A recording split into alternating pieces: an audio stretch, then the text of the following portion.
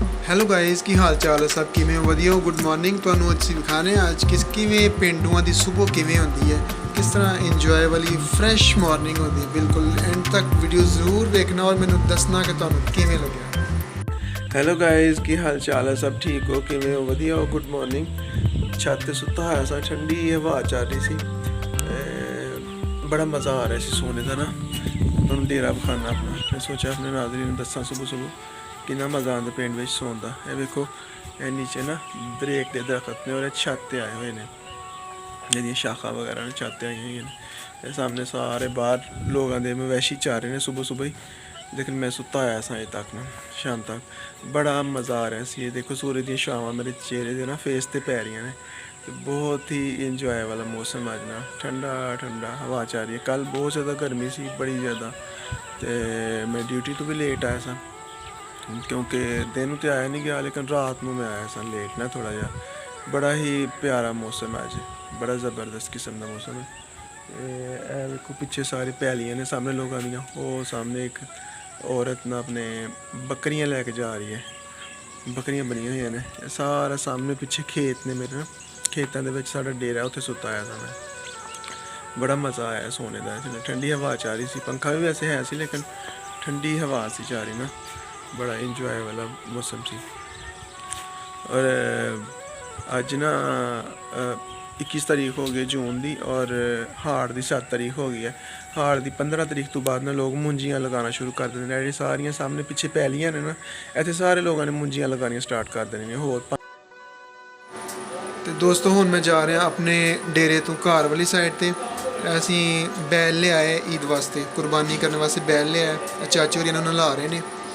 ਬੜਾ ਅੱਛਾ ਮਿਲ ਗਿਆ ਸਾਨੂੰ, ਮੁਨਾਸਿਬ ਕੀਮਤ 'ਤੇ, ਤਕਰੀਬਨ 2.5 ਲੱਖ ਰੁਪਏ ਦਾ ਮਿਲਿਆ। ਈਦ ਵਾਲੇ ਦਿਨ ਤੇ ਖੈਰ ਕਸਾਬ ਜਿਹੜੇ ਨੇ ਉਹਨਾਂ ਕੋਲ ਟਾਈਮ ਕੰਮ ਹੈ। ਈਦ ਤੋਂ ਦੂਸਰੇ ਦਿਨ ਅਸੀਂ ਕੁਰਬਾਨੀ ਕਰਾਂਗੇ। ਈਦ ਤੋਂ ਦੂਸਰੇ ਦਿਨ ਸਾਡਾ ਟਾਈਮ ਫਿਕਸ ਹੋਇਆ ਕਸਾਬ ਨਾਲ। ਉਹਨਾਂ ਨੇ ਕਿਹਾ ਜੀ ਈਦ ਤੋਂ ਦੂਸਰੇ ਦਿਨ ਅਸੀਂ ਤੁਹਾਨੂੰ ਕੁਰਬਾਨੀ ਕਰਕੇ ਦੇਵਾਂਗੇ।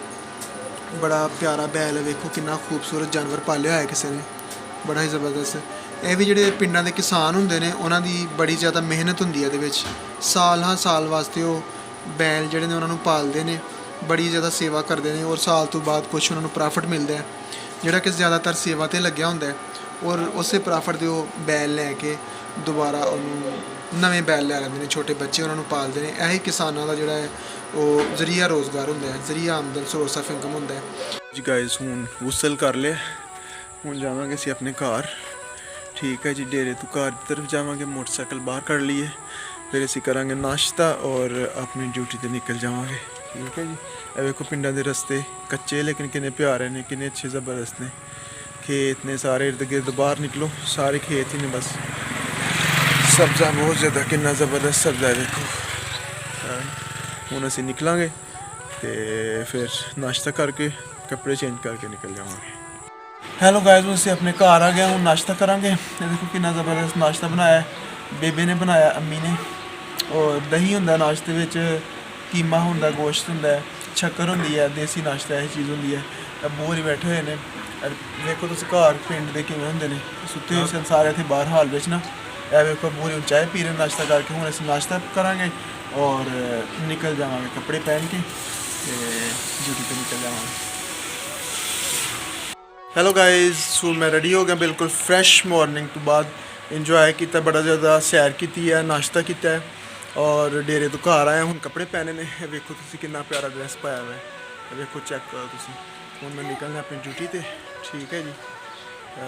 ਤੁਸੀਂ ਦੱਸੋ ਤੁਹਾਡੀ ਮਾਰਨਿੰਗ ਵੀ ਇਸੇ ਤਰ੍ਹਾਂ ਹੀ ਹੁੰਦੀ ਹੈ? ਇਸੇ ਤਰ੍ਹਾਂ ਹੀ ਉੱਠਦੇ ਸੁਬਹ ਤੁਸੀਂ ਵੀ ਫਰੈਸ਼, ਜਿਵੇਂ ਅਸੀਂ ਪੇਂਡੂ ਉੱਠਦੇ ਹਾਂ, ਜਾਂ ਤੁਹਾਡੀ ਕੋਈ ਥੋੜ੍ਹੀ ਮੁਖਤਲਿਫ ਹੁੰਦੀ ਹੈ? ਮੈਨੂੰ ਕਮੈਂਟ 'ਚ ਜ਼ਰੂਰ ਦੱਸੋ ਤੁਹਾਨੂੰ ਕੈਸਾ ਲੱਗਿਆ। Thank you.